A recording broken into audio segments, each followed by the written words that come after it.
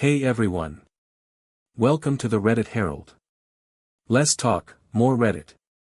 Let's get into it. Here is the first part, broken down into short, easy-to-read sections.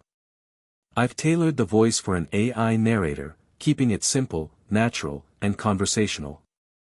So, Leo and I had been practically joined at the hip since we were 5 years old.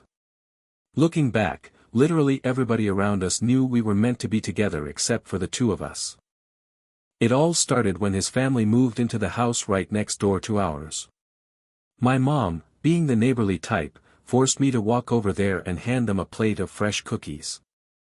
When I walked up, there he was, sitting on his front steps looking completely miserable. He was totally bummed about leaving his old buddies behind. Seeing him like that, I just told him straight up that he could hang out with my friends if he wanted to.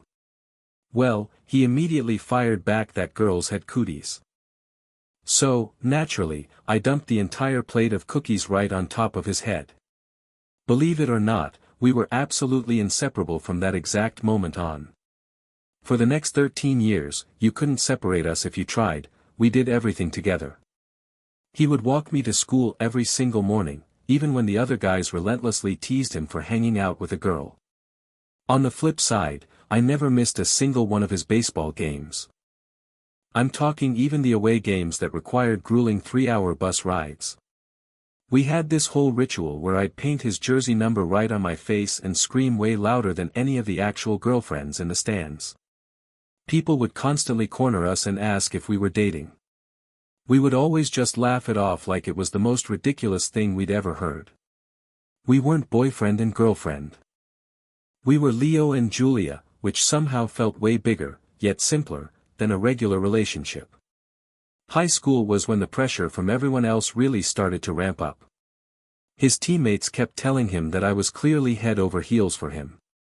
Meanwhile, my girlfriend swore up and down that the way he looked at me was totally different from how he looked at other girls.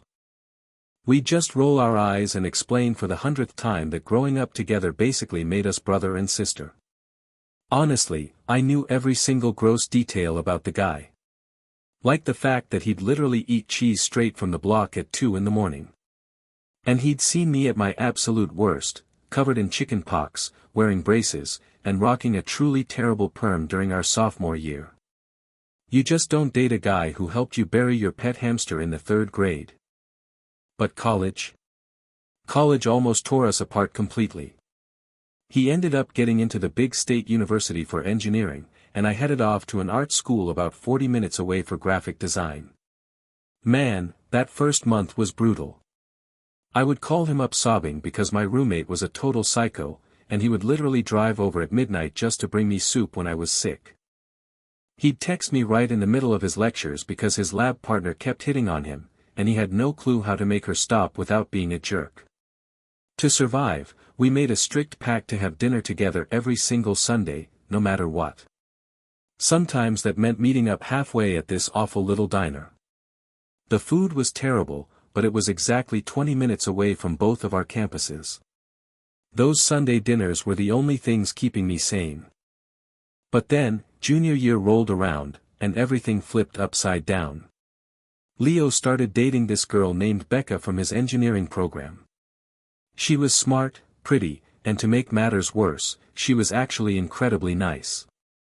For the first time in 16 years, Leo had somebody else in his life who came first. He still showed up for our Sunday dinners, sure, but now he spent half the time glued to his phone texting her. One night, I called him up completely stressed out about failing a major project, but he was over at her place and told me he couldn't talk long.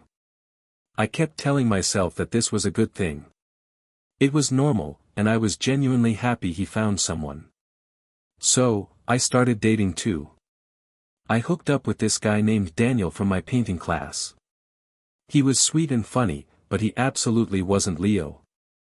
Eventually, the 4 of us started going out on these incredibly awkward double dates where everyone was trying way too hard to force it. Becca would ask how long Leo and I had been friends and then remark about how cute it was. It felt like she viewed our entire friendship as some kind of weird novelty. Meanwhile, Daniel kept trying to compete with inside jokes that he didn't even understand. Leo and I could barely even look at each other right, because it felt like we were betraying the people we were actually sitting with. Everything finally blew up during our senior year. Becca got accepted into a grad school program out in California, and she wanted Leo to pack up and move across the country with her right after graduation. She gave him this big speech about how it was finally time to leave childhood things behind and start building their real life together. And let's be real, that childhood thing she was talking about was me. Leo broke the news to me during one of our Sunday dinners. I swallowed my pride and told him he should absolutely go, saying Becca was amazing and California had incredible opportunities for engineers. He just stared at me for what felt like an eternity, and then finally said, "Yeah, I was probably right." That night, I went back to my dorm room and cried so hard that my roommate literally threatened to call mental health services on me. 2 weeks later, Daniel broke up with me.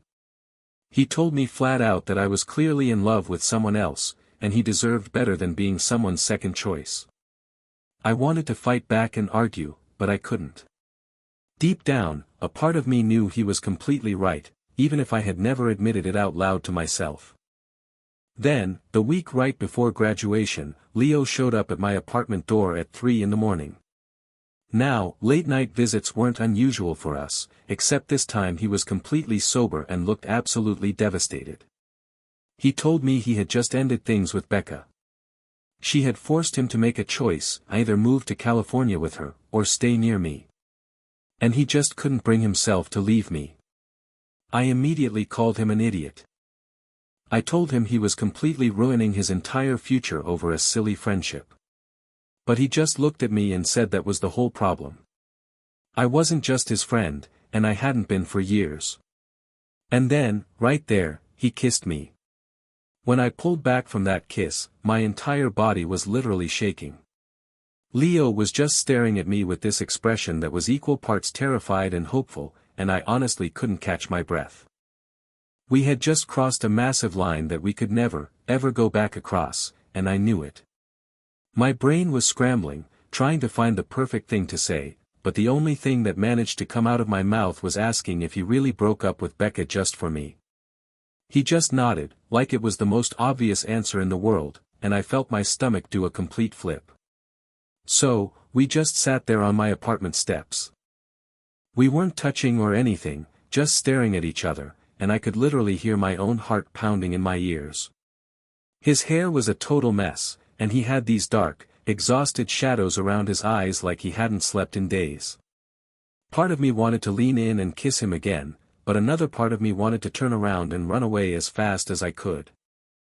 We ended up finally going inside, but we sat on opposite ends of my couch because, honestly, I was just too scared to be anywhere near him. We stayed up the entire night just talking, without even touching. Leo confessed he'd actually been in love with me since high school. He told me he fell for me the day I showed up to his baseball game with a full-blown flu, just because I promised I'd be there. He'd convinced himself we were just friends because he thought I didn't see him that way. Listening to him made me feel like a total idiot. I'd spent years telling everyone we were basically siblings, when apparently we both knew better deep down. When it was my turn to speak, I admitted that my ex, Daniel, was right about me being in love with someone else. I told Leo the first just couldn't admit it was him until that kiss. We talked until the sun started coming up, and we eventually passed out on opposite ends of the couch. The next morning, my roommate Raina walked in and found us fully dressed and dead to the world. The second I told her we kissed, she let out a scream so loud the neighbor literally banged on the wall. Raina made us coffee, grinning the whole time while Leo and I totally avoided eye contact. Later that day, Leo texted me to ask me out on an actual, official coffee date. I said yes, but my hands were shaking so bad I could barely type. When we met up, everything felt totally bizarre. I kept accidentally falling into best friend mode, talking about my school projects, before remembering we were supposed to be romantic now. I was so incredibly nervous that I actually knocked over my coffee twice. When we walked back, Leo reached out and took my hand. It felt warm and familiar, but completely wrong at the same time, like we were playing dress-up in someone else's relationship. A week later, things got tense. Leo came over to study and casually suggested I should look for jobs near his school after graduation. Something inside me just snapped. I told him straight up that I wasn't his ex, Becca, and I wasn't going to rearrange my entire life just because we were dating now. He looked totally hurt, but we ended up getting into a massive fight right there. He called me unfair, I called him selfish, and he left without even kissing me goodbye. As graduation loomed closer, I got an amazing job offer at a design firm 2 hours away. When I told Leo, he immediately said he'd just take a local job instead. But I could see it all over his face. He was already starting to regret the sacrifices he'd made, and now he was doing the exact same thing for me. At his graduation party, his sister Azariah pulled me aside. She told me she was worried because Leo had been making life decisions based entirely on me since we were kids. She honestly didn't think he knew who he was without me. Her words hit me like a ton of bricks. I watched him across the room and realized she was totally right. When we were 5, he threw away his juice box because I said I hated the flavor. At 18, he gave up California for me. 2 months after graduation, Leo took a local engineering job, and I could tell he absolutely hated every single second of it. When I visited Leo on weekends, he was always exhausted and miserable, constantly complaining about his boring job. One night, I caught him secretly looking at California job listings on his laptop. I asked him flat out if he regretted turning down his ex's plan to move there, and after a long silence, he admitted that he always wondered what his life would look like if he'd chosen differently. We realized things had to change, so we decided to try a long-distance relationship. Leo took a much better engineering job 3 hours away. Man, that first month was brutal. We went from talking constantly to awkwardly scheduling phone calls like total strangers. I threw myself into my own work and started making new friends at my design firm, going to art galleries on weekends. Honestly, I was shocked to find out that I actually liked having the space to figure out who I was without Leo always around. By month 4 of long distance, we were barely talking. One afternoon, I went on a coffee run with a coworker named Caleb, and we ended up walking and chatting for an hour. When I got back, it hit me, I hadn't thought about Leo all day. That night, our phone call felt totally forced and empty, like a chore. To keep busy, I signed up for a pottery class and started hitting the downtown art markets on Fridays. My apartment was slowly filling up with stuff that had absolutely nothing to do with Leo. I even went to a birthday party, talked to new people, and had a blast without checking my phone once. It felt like total freedom, but it also felt like a betrayal. I'd been building my whole identity around Leo and Julia since I was 5 years old, and now I was just Julia. Then, on a Tuesday night at 11 p.m., Leo called me out of nowhere. He was crying so hard I could barely understand him. He told me he felt completely stuck and invisible, like his life was on pause. He finally confessed that he only took his current job because it was close enough to visit me on weekends, not because he actually wanted it. He'd been basing every single life choice on me since we were kids, and now he didn't even know who he was anymore. So, I asked him the hardest question yet, what would you want to do right now if I wasn't in the picture? He went completely silent. It lasted for so long that I actually thought the call had dropped. Leo told me he didn't even know how to want things for himself because loving me had always been his entire identity. I suddenly realized we were both guilty of the exact same thing, making massive life choices out of pure fear. I'd taken a job far away just to prove I could survive without him, and he'd taken a local job just to keep me close. We were so terrified of losing each other that we stopped actually living. 6 months after graduation, we finally faced the music and broke up over a video chat. Looking at his tired, sad face on my laptop screen broke my heart, but we'd been acting like total strangers for weeks anyway. He suggested that maybe we rushed into a relationship when we should have just stayed friends, and as much as it hurt, I knew he was right. We decided on a clean break with absolutely no contact so we could both figure out who we were as individuals. The second I closed my laptop, I broke down and cried until my chest ached. Losing Leo felt like losing a literal piece of my own body. When Thanksgiving rolled around, I went home completely dreading the weekend. My mom casually mentioned that Leo was also in town visiting his parents next door, and my stomach instantly dropped. That Sunday morning, I looked out the kitchen window and froze. Leo was sitting right there on his front steps, staring into space. When he caught me looking, he gave me a tiny wave. Before I could overthink it, I grabbed my jacket and walked outside. We ended up sitting on those steps and talking for 4 straight hours, just like when we were kids. The awkwardness melted away when he opened up about going to therapy.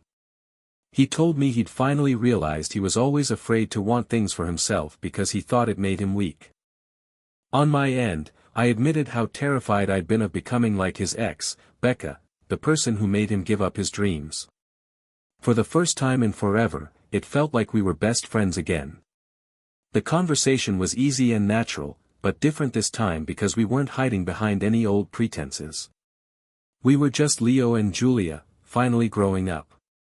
Right then, Leo pulled out his phone, looked at me, and showed me a brand new job offer he'd just received, right in my city. Leo told me that the job offer was with a top-tier engineering firm, working on projects he actually cared about. He had interviewed a month ago without telling me because he needed to know he was making this choice entirely for himself. He was taking the job no matter what happened between us because it was the right move for his career, not because of me. Hearing that changed everything. For the first time since we were 5 years old, Leo made a choice that was truly his own. He wasn't following me or sacrificing his dreams. He was building his own life, and I just happened to live in the same city. We decided to start over slowly when he moved to town in January. We agreed to date like normal people, instead of assuming our 16 years of history meant we could skip steps.